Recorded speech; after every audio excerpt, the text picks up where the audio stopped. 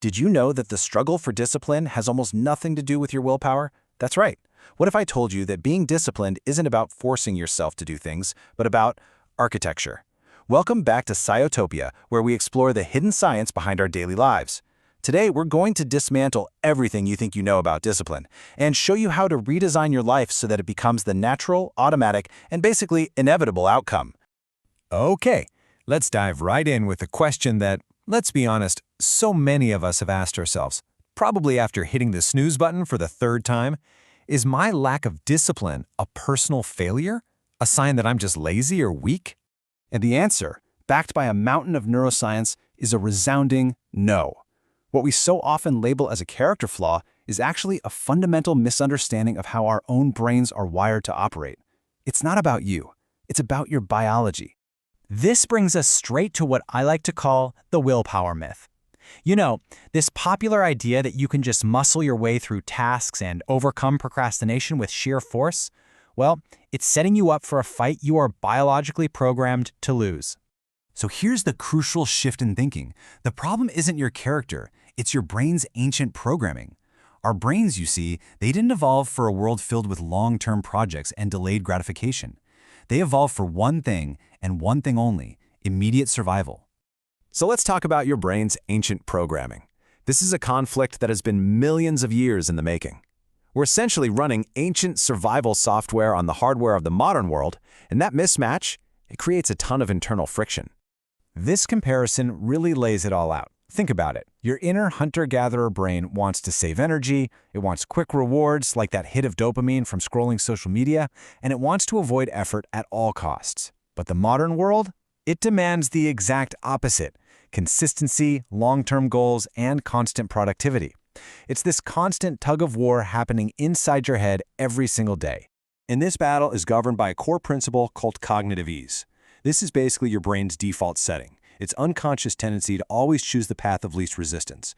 When faced with any choice, it will automatically and powerfully choose the option that requires the least amount of effort.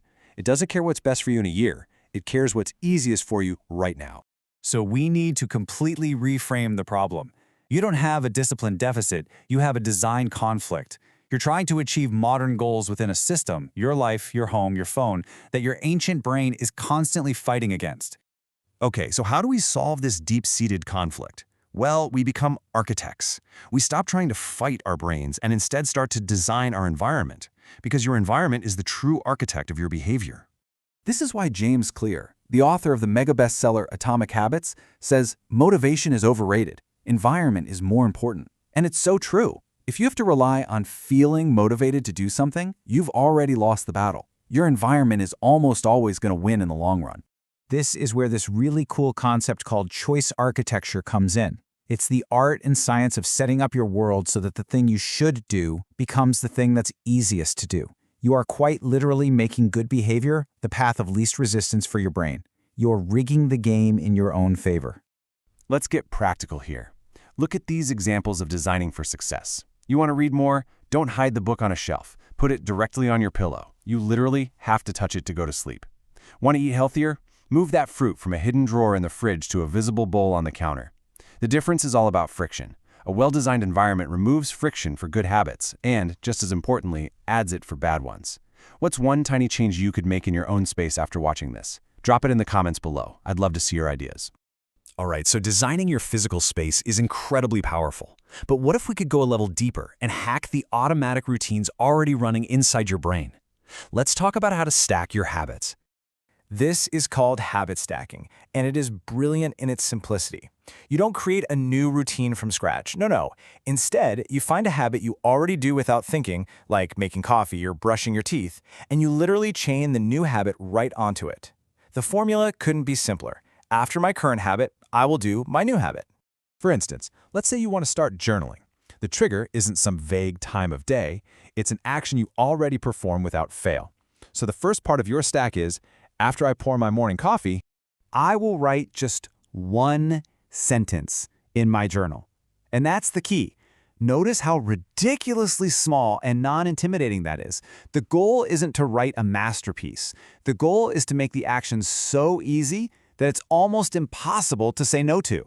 And why is this so effective? Well, stacking works because it basically hijacks your brain's existing programming. It completely eliminates the hardest part of any new habit, which is just starting. It piggybacks on neural pathways that are already strong, and it creates momentum. And trust me, momentum is far more reliable than motivation will ever be. Okay, so this all leads to a final, powerful idea that ties everything together. We need to go from a motivation-based approach to a systems-based one. It's about making discipline the path of least resistance. And here is one of the most liberating truths about all of this. You don't need to love the process. You just need to make it inevitable. You don't actually have to enjoy waking up early or doing difficult work. You just need to create a system that makes the action happen anyway. And the difference between these two approaches is just night and day. Look at this comparison. The motivation-based system relies on hoping to feel like running. The alarm is right there, super easy to snooze. There's no plan. But the person with an inevitability-based system, they've made running inevitable. Their workout clothes are already laid out. The alarm is across the room, forcing them to physically get up. Maybe a workout partner is even waiting for them.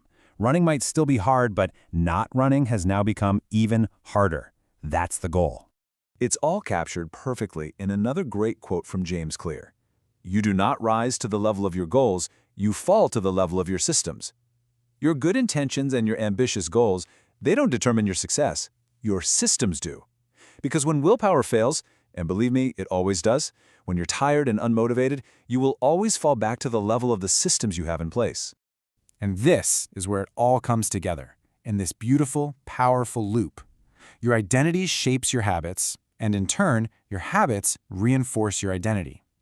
Every single time your system works and you perform the habit, you are casting a vote for a new identity. Your habits start to reinforce the belief that I am the type of person who works out, or I am the type of person who reads every day. So let's redefine discipline once and for all. What is it, really? Well, it's not some magical, innate trait you either have or you don't.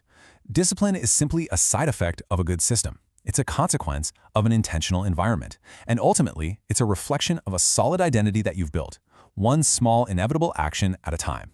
This isn't just theory, it's a practical blueprint for real change. So, the real question I have for you is, what is the first system you will design starting today? Let me know in the comments.